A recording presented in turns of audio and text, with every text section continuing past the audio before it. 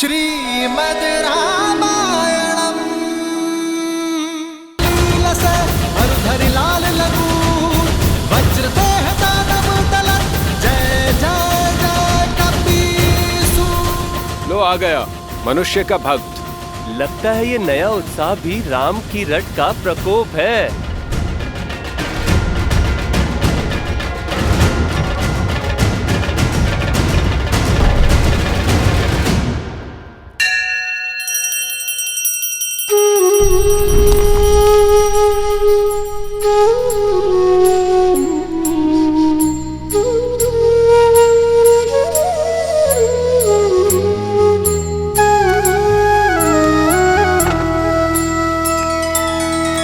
श्री रामचंद्र कृपालु भजु मन हरण भव भय दारुणम नव कंज लोचन कंज मुख कर कंज पद कंजारुणम कंदर्प अगणित अमित छवि नव नील नीरज सुंदरम पट पीत मानहु तड़ित रुचि सुचि नौमि जनक सुतावरम। श्री राम श्री राम श्री राम श्री राम श्री राम श्री राम श्री राम श्री राम श्री राम श्री राम श्री राम श्री राम श्री राम श्री राम श्री राम श्री राम।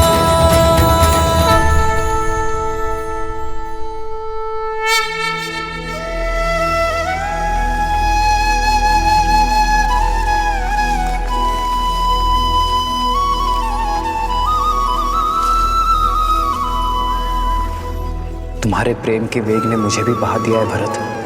तुम मुझे अयोध्या के राज सिंहासन पर बैठते देखना चाहते हो ना, तो वही सही।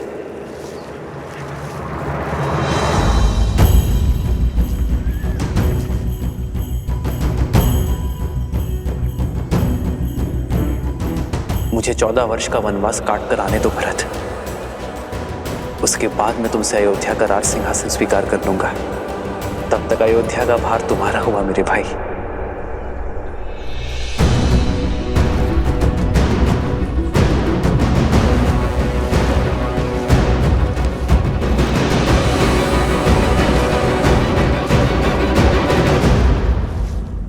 क्या हुआ भैया, आप रुक क्यों गए?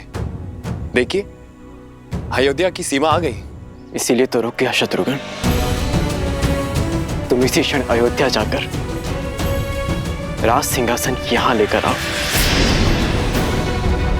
कुमार भरत, ये क्या कर रहे हैं? सिंहासन यहाँ लाकर क्या करेंगे? कोई शंका? नहीं भैया, आदेश का पालन होगा। प्रस्थान कर। जी भैया।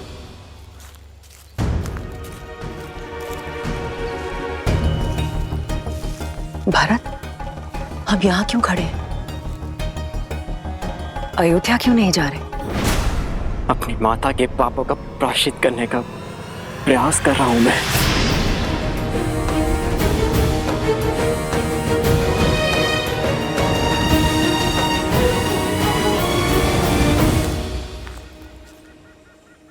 पुत्र, अब पादुकाएं नीचे रख दो। कब से ऐसे ही हो? कुछ क्षण सांस ले लो और मुझे बताओ, उलझन क्या है? नहीं माता, ये पादुकाएं मैं नीचे नहीं रख सकता। मेरे राम भैया की ये पादुकाएं भरत के जीवित रहते तो भूमि पर नहीं रखी जाएगी। इन्हें इनके उचित स्थान पर रखना होगा। उसके पश्चात मैं आपसे जी भर के वार्तालाप कर सकता हूं, किंतु इस क्षण नहीं।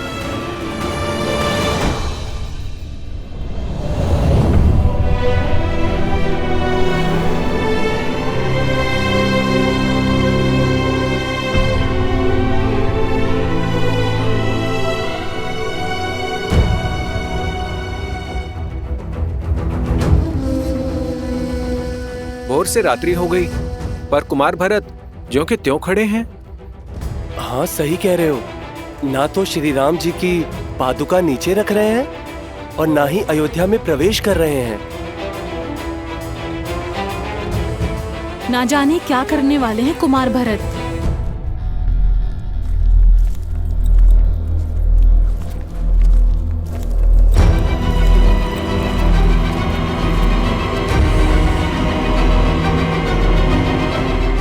सिंहासन आ गया भैया। इस राज सिंहासन को यहां रख दो शत्रुघ्न। मेरे राम भैया ने यहीं से माटी उठाई थी।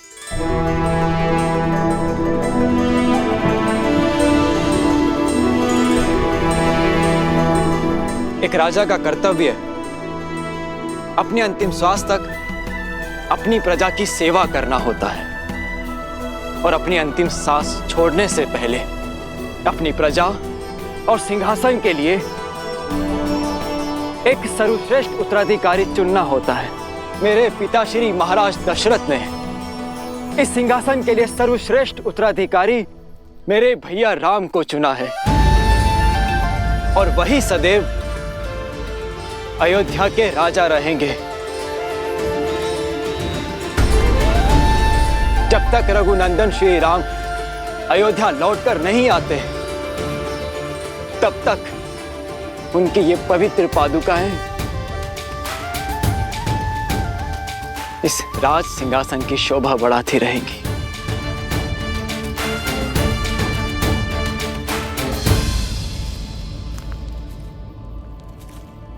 पुत्र भरत, ये तुम राजमहल में भी तो कर सकते थे।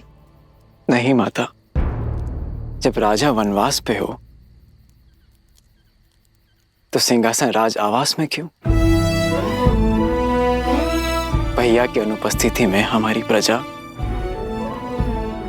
मुझे राजा समझने की भूल कर सकती है। और माता, मैं भी तो एक साधारण मनुष्य ही हूं।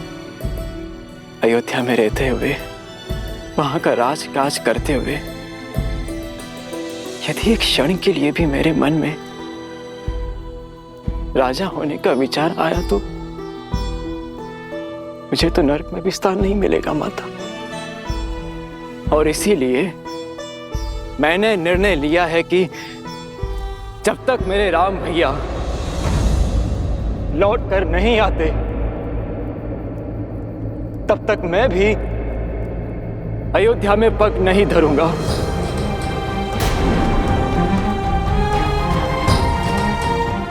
यही नंदीग्राम में रह के उनकी आज्ञा का पालन करूंगा, अपने भैया का दिया हुआ दायित्व निभाऊंगा, आप सबकी सेवा करूंगा और आप सब भी अपना कर्तव्य मत भूलिएगा।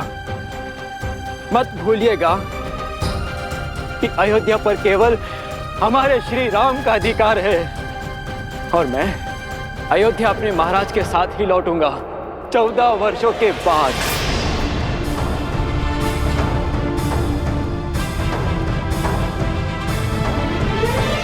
जय श्री राम, जय श्री राम, जय श्री राम, जय श्री राम, जय श्री राम, जय श्री राम।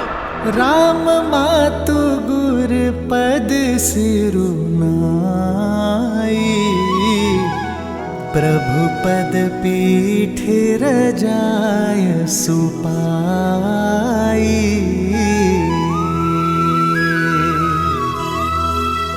नंदी गाँव करी परन कुटीरा, किन्ह निवासु धर्म मधुर धीरा।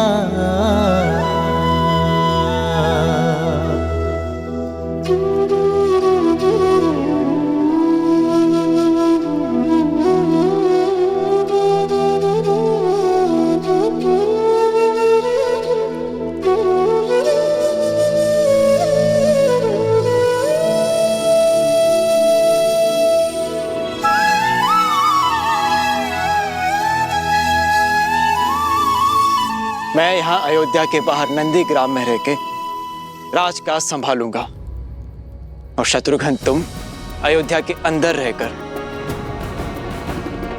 हमारी प्रजा की सुरक्षा का दायित्व निभाना, क्योंकि मेरा भाई मुझसे भी अधिक शूरवीर है। जो आ गया भैया।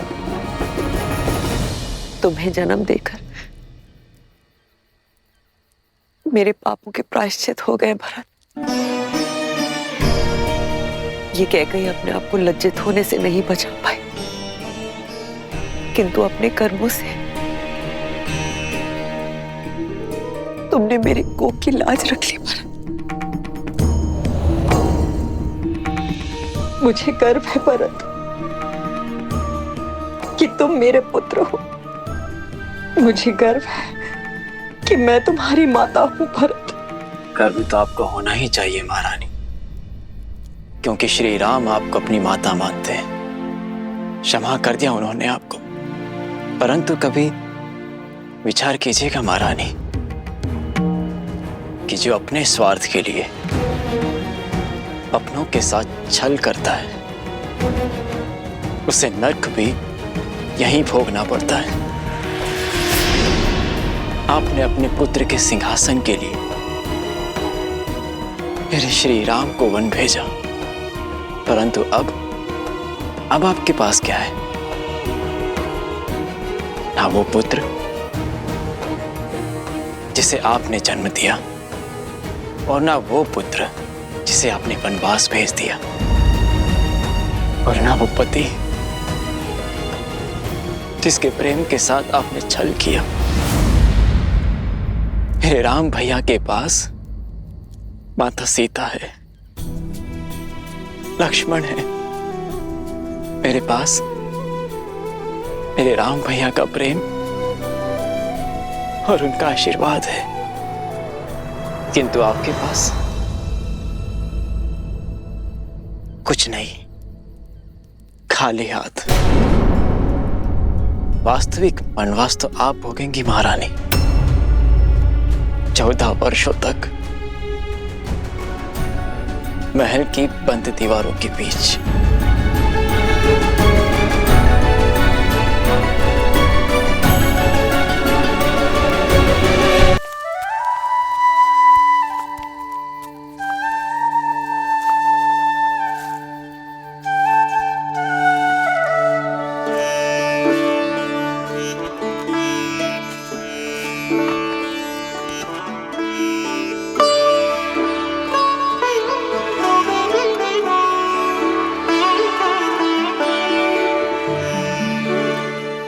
लक्ष्मण भैया को देखा, बात कीजिए ना उनसे यार।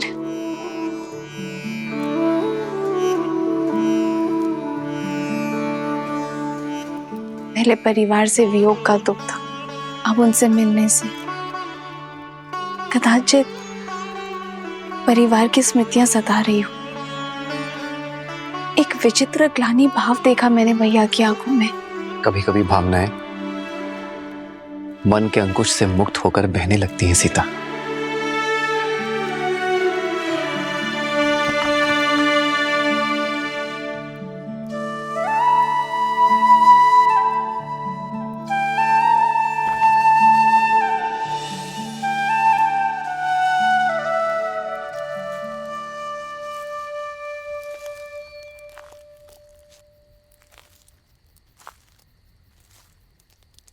बैठो लक्ष्मण, बैठो।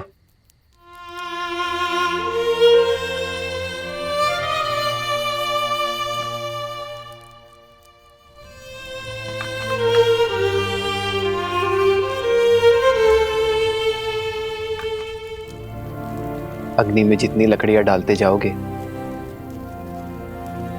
वो उतनी ही भड़कती जाएगी लक्ष्मण।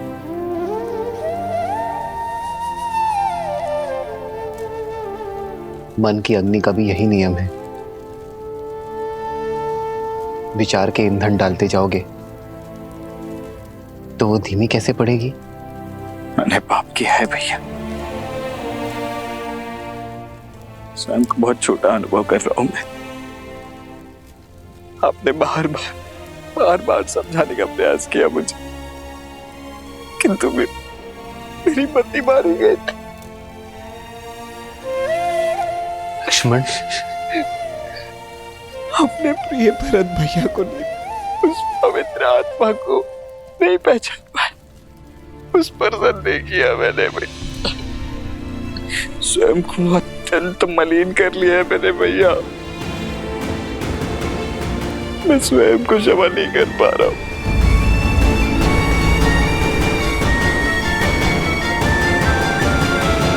मुझे समझ नहीं आ रहा भैया कि मैं कैसे इस ग्लानि से निकलूं।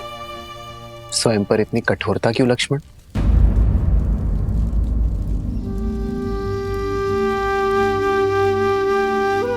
मेरे भाई ने कोई पाप नहीं किया है। तुमने भरत को हानि नहीं पहुंचाई है लक्ष्मण, बस मेरी रक्षा की है। और जिसके मन में रक्षा का भाव होता है वो मलिन हो ही नहीं सकता। ऐसी स्थिति, ऐसी परिस्थितियां ही तो हमें मनुष्य होने का आभास देती है लक्ष्मण। हमें बताती है कि हम सदैव उचित नहीं हो सकते। सीख देती है कि सोच समझकर, परिणाम विचार करके, शांत मन से निर्णय लेना यही जीवन है। भैया, भैया आप बस मुझे क्षमा कर दीजिए, बस एक बार मुझे क्षमा कर दीजिए। मैं आपको आश्वासन देता हूँ कि इसके पश्चात मैं श्रेष्ठ होने का पूर्ण प्रयास करूंगा भैया। आपकी भांति बनने का पूरा प्रयास करूंगा भैया। आप बस इसी प्रकार मेरा मार्गदर्शन करते रहिए। आदेश दीजिए मुझे भैया, मैं आपके किसी आदेश का उल्लंघन नहीं करूंगा, कभी नहीं करूंगा भैया। लक्ष्मण शांत हो जाओ।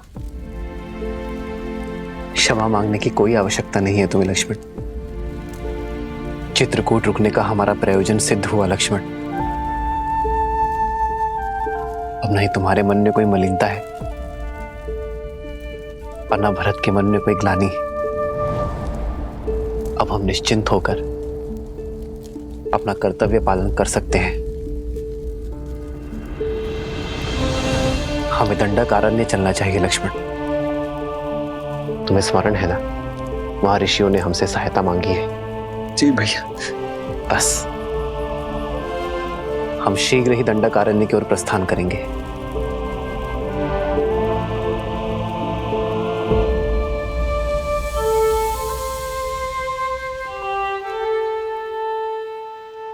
जीवन के पथ पर बिछे कांटों पर भी इतनी सरलता से कैसे चलते हैं श्री राम? देवी, जो संकट के समय में भी संयम रखें वही तो है राम। जिनके निर्णय स्वार्थ से मुक्त हो वही तो है राम। जो अपने आज से संसार के आने वाले कल को सुंदर बनाए वही तो है राम। जो अपने कर्म, अपने चरित्र से मर्यादा को परिभाषित करे परंतु स्वयं फिर भी सरल रहे वही तो है मर्यादा पुरुषोत्तम श्री राम। जब मेघ अपने भीतर भरे जल का स्वार्थ छोड़ उसे भूमि पर बरसाने के लिए सज्ज हो जाए तभी तो प्रकृति खिलती है। उसी प्रकार जब जब कोई मनुष्य अपने हित की चिंता छोड़ संसार के हित के विषय में सोचेगा, अपने कर्मों और चयन को समाज के उत्थान के साथ जोड़ेगा, तब तब उस मनुष्य के चरित्र में स्वयं श्री राम के चरित्र का पदार्पण होगा। जय श्री राम। जय श्री राम। अंजनी पुत्र की जय हो। सेनापति हनुमान, भारी संकट आन पड़ा है, आपकी आवश्यकता है।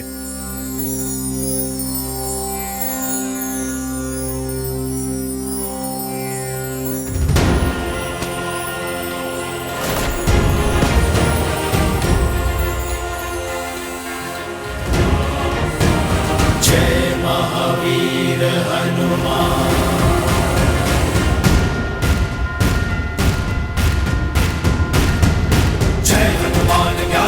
सागर जय कपीस तिहुलोक उजागर रामदूत अतुलित बलधामा अंजनी पुत्र पवन सुत नामा। राम दुआरे तुम रखवारे होत न आज्ञा बिन पैसारी। आपन तेज समारो आपै तीनों लोक हाथ करे गावे। प्रणाम। एक हिंसक बाघ ने वन में आतंक मचा कर रखा है। छोटे बच्चे खेलने भी नहीं जाते, बहुत भयभीत हैं वो। अब आप ही रक्षा कर सकते हैं सेनापति जी।